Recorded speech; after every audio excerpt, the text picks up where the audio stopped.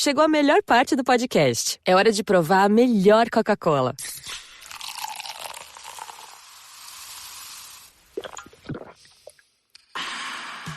A Coca-Cola sem açúcar. O sabor irresistível da Coca-Cola, sem açúcar e igualmente refrescante. Coca-Cola sem açúcar. A melhor escolha.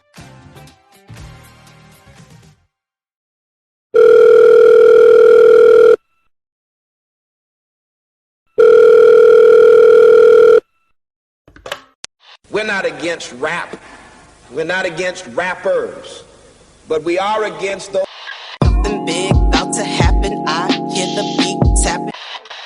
We some fly rhyming felines rapping on the track. Better yet, grab a gat, cause we hot like Enzo. Doors closed, windows up, cause that's the way we like to ride. Windy City hitting. Check mic 1 2 1 2. We live, baby.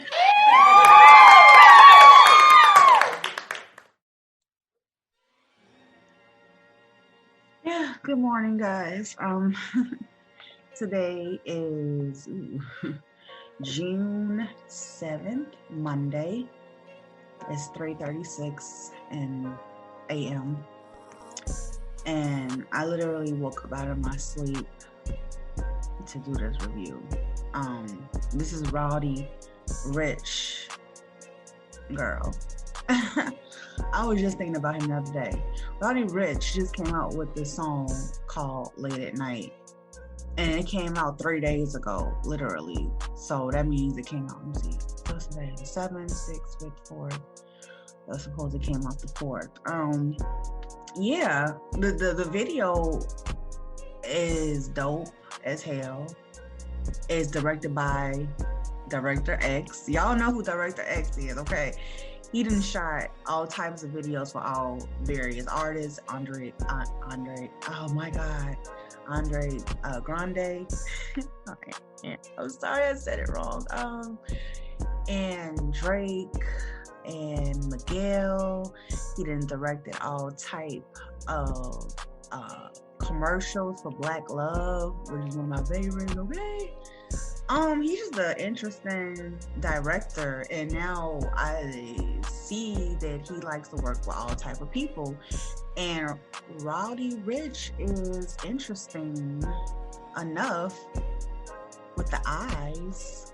You feel me? Yeah, a beautiful set of colored eyes, like literally.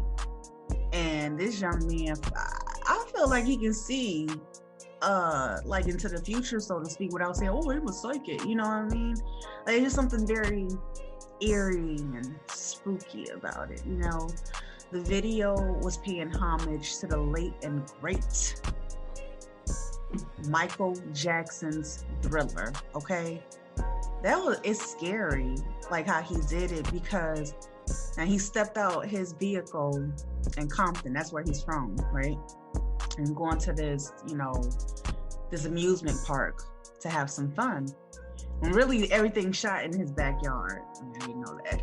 So he goes on this fairy tale, I like that, Ferris wheel. And the Ferris wheel reminds me of the big ass Ferris wheel downtown Chicago. And it's really scary to get on there because it goes really high. And so when he gets like reached to the top, he goes through this portal, and portals are very significant in this universe. It's a whole bunch of portals everywhere. Like, now you're like, what is she talking about? Like, seriously though, you have animals like to live with you, and you really, really pay closely attention to them, or maybe it's just my animal, honey. But my baby be finding all types of portals. I remember, like, I'm not even talking about myself or whatever, but I just remember one time we were living in my old apartment. And for the life of me, I could not find this dang cat. I only had one bedroom at the time, maybe like 2 closets, a bathroom, you feel me, and a little space for him to go to the litter, and the living room, and the kitchen, and that's it. I couldn't find him. I didn't know where he went. And I'm like, yo, calling out to him, Simon, like, where the frick are you? You know, he a cat, he gonna respond to his name all the time. And finally, he pops out from somewhere. I'm like, where the frick did you come from? You feel me? Because I didn't see him leave the apartment, obviously, and I didn't see him where he came back. And so when he came back, he had something in his mouth. It was a piece of, girl, I don't know what it was. Like, it was like a piece of fur. I remember, like, it was like something from a fur coat. You know what I'm saying? Like something like it wasn't even from this time, because it was just like so old school. Like this is like this piece of fur, like it was padded and had fur on it, like it came from some type of coat or something. It was like brown and tannish. But anyway, I'm like, what the hell is this in your mouth? And I'm like pulling it out his mouth. Yeah, I had to pull it out. I had to pull it out his mouth because that was my cat. He just knocked something over right now.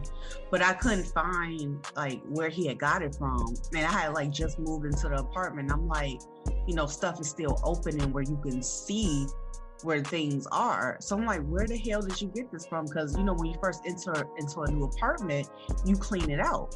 So I never saw nothing like that before.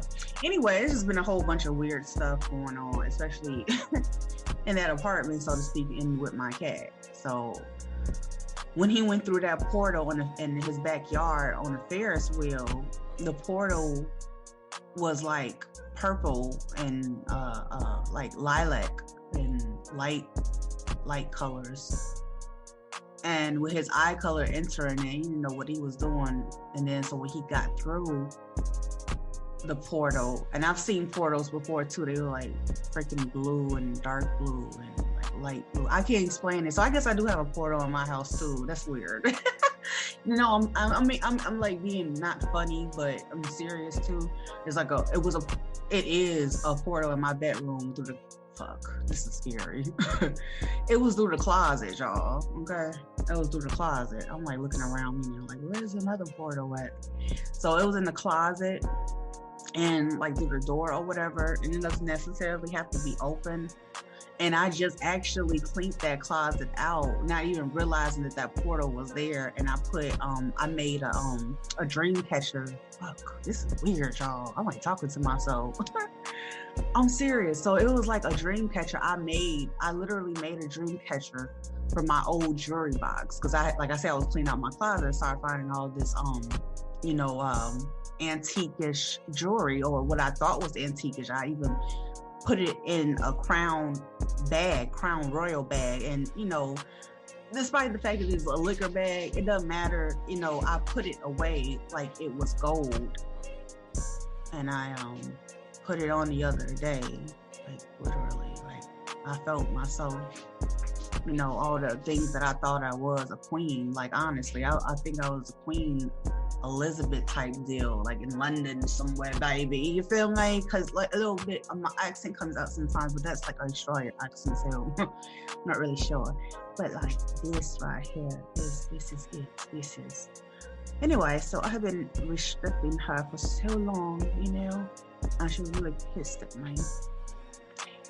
And that video just really reminded me of who I was. So anyway, so Roddy Ricch is special and unique. And the fact that he worked with Director X is even more incredible, okay?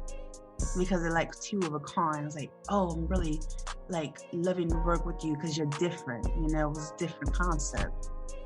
And so when he went through the portal, y'all, he went back to the 80s, my nigga. The 80s, I was just like having this conversation saying that the 80s is what's it. You feel me? Think about everything that is taking place, especially like in the music industry. Y'all feel the vibe of the 80s, okay? What's his name? Future, no, 2 Chainz, when he did that, I can't go for that, no, just won't do. Dear Oats Hall, that's the 80s single, and you know, he did a remix of that. So I really like this video because he was paying homage to Michael Jackson's 80s Thriller, you know what I'm saying? So when he turned into the monster chasing after his girlfriend in the video, which is Karuchi Train, and she did a bomb job, okay? That girl can act. Okay, she need to act some more. And so, you know, like in the video of Michael Jackson, he like turns around and you see his light colored eyes, like it's freaking green or whatever. And that's how he did his. And I told you he already has these eyes, these set of eyes that can see. And these young people are amazing to me. Okay. I remember when I was first born, my father, he didn't want me. And so he told my mom that green-eyed devil ain't mine. It hurt my feelings when he said that. He said it when he was in jail and he sent it through a letter. Because my mom, I guess, like at the time trying to find him, you know, because I kept asking, like, where's my dad? Where's my dad? I'm a kid. You feel me? I want to know. But I'm only 3 years old when he said this. And so I guess he had came back out of jail or whatever, and we were living with him, I think like in Blue Island, so to speak. Girl. It was some freaky shit going on in that damn house in Blue Island, okay? My father didn't stay in that house with us, but I mean, actually that might have been Calumet Park. Yeah, and that house, my mom got messages from Patrice, and that was a cousin of ours. And that night, Patrice tried to reach out to my mom late at night, and the phone rung. She picked up the phone, physical phone, from the other side. Like, I'm not lying to y'all, okay? And the faint voice of a woman in distress. Mom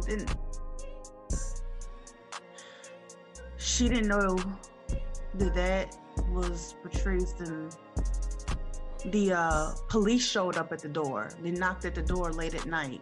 Promise you. Mom, feel me, open the door like, yes? Hi. We just got a phone call from a woman that was in distress. Mom looked like, what? No, there's nobody here that's in trouble.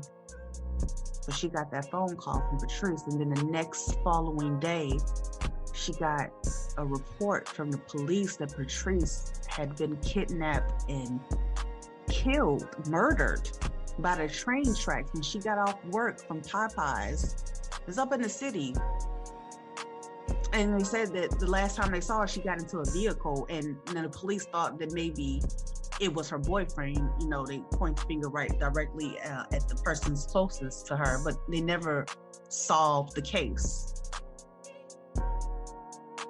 That night that she died is the night that my mom received the phone call, but Patrice had already been dead already. So how could she have gotten a phone call late at night from our cousin that was deceased? It was scary because, like, in the house that she got the phone call, there was a woman that died in the house, and her husband killed her. I remember my mom just told me this story like fucking 3 days ago, like literally. This video just came out 3 days ago. Like, oh, what's the correlation? Oh no, I'm gonna look it up though. You know, and I'm like, how did that happen? And you know, it's just it was just weird. So the lady that died in the house, she was fucking with my mom in her dreams. You know, she was in distress because her husband fucking killed her. You know, her soul never settled.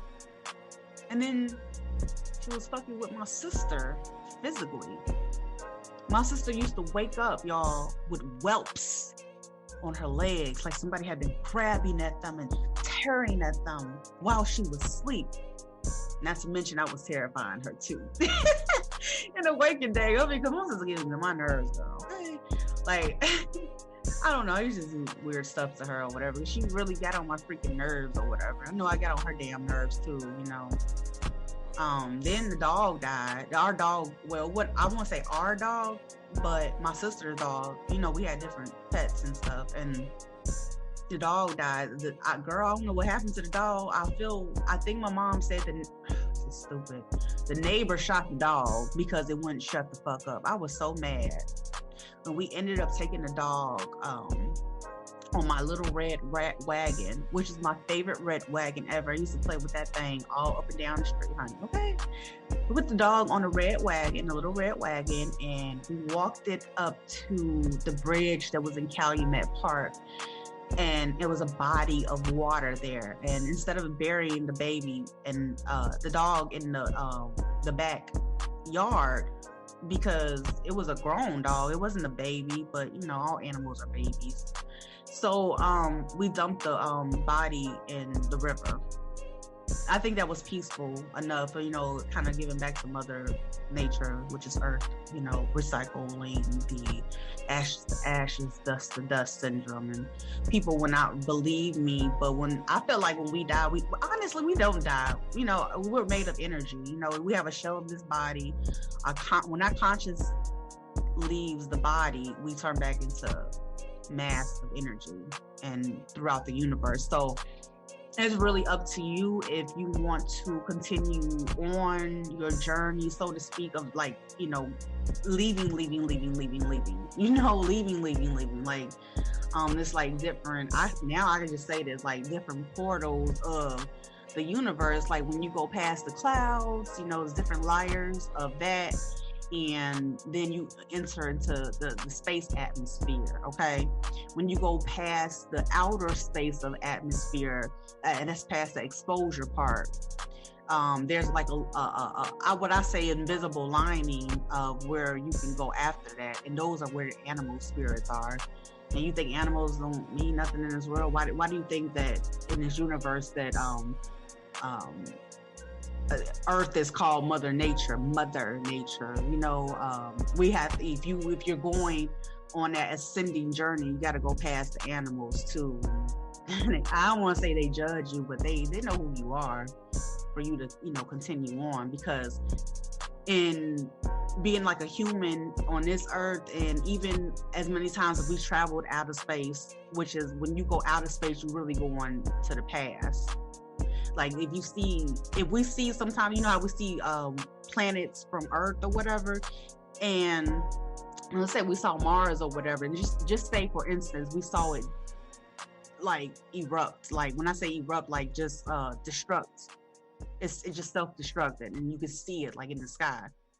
That it already happened years and years ago. You're just looking at it from an Earth point of view, because the past is when you ascend into space. So yeah. Anyway, that's another episode or whatever. I just said a mouthful, and most of the time I'm just like just talking or whatever. But I mean, it's straight factual from my point of view, you know. Yeah. This video was very enticing, I should say. Very thrilling. Roddy Ricch did it right. Like he really took me back to the 80s when Thriller was out, and when he turned around in that video, them demon green neon colored eyes, it was just spectacular, because his eyes are beautiful, period. So just to have an extra layer over it for a sensory vision. I like that. I would like to interview Roddy Ricch and just ask him, like, hey, how did you come up with, you know, what made you want to go back to that concept or whatever? Because when Karuchi was in it, I think they only had her available for one day, and it was like, oh, we got to do this today. So I'm not saying it was rushed, but it had to be done. You feel me? And she just did a good job, because when he got off the portal and he opened the door to, it was like a party in the 80s, you feel me? There was salt and pepper in there, you know, people dressed up with leather jackets and leggings, and then he go spot his girl Karuchi, they dancing, vibing, and then he shows her true colors, and she fucking takes off running. Don't we all, when we find out somebody's true color, just take off running? Like, you love what you love, and you know. And then she woke up, and, you know, she was in a nice house, like, I don't know what happened. And he was like, you okay? She's like, yeah. He's like, come on, let's go get something to eat. You know, we love to eat, girl. Oh, okay. And she's like, okay. I'm walking away or whatever, just like in the Michael Jackson Thriller video. And then boom, he turns around, got them eyes. He was like, baby girl, that wasn't a dream, that was real life. That was dope. Thank you so much, guys, for tuning in to another episode of Speak Your Mind Radio. It is now 3:55 a.m. I love y'all so much. Stay blessed, righteous, peaceful, calm, and don't forget to breathe. Thank you so much for your listenership. It's much appreciated. Peace.